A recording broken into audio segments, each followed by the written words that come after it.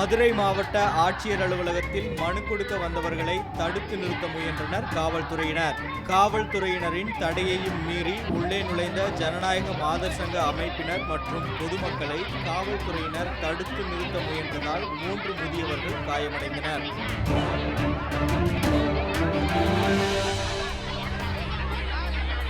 விதவைகள் மற்றும் முதியோர் ஆகியோருக்கு உதவித்தொகை வழங்க வேண்டும் என்பதே போராட்டக்காரர்களின் கோரிக்கையாக இருந்தது.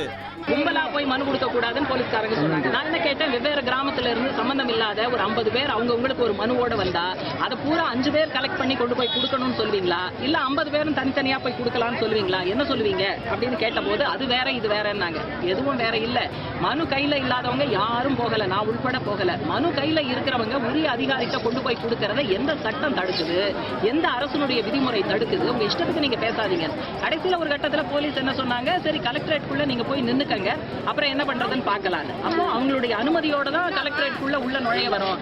அதுக்குள்ள கதவை சாத்தி வயசானவங்க பூரா அந்த கேட்ல மோதி கீழே விழுந்து பலருக்கு ரத்த காயம், இன்னும் சில பேருக்கு காயம் வெளியில தெரியலையே ஒழிய எங்கெல்லாம் சுளுக்கி இருக்கு அடிபட்டு இருக்குன்னு தெரியாது. வயசானவங்க எலும்பெல்லாம் இத்து போயிருக்கும்.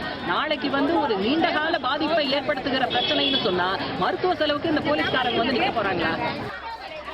மதுரையிலிருந்து ரெட்பிக்ஸ் செய்திக்குழு, ரெட்பிக்ஸ் நியூஸ்.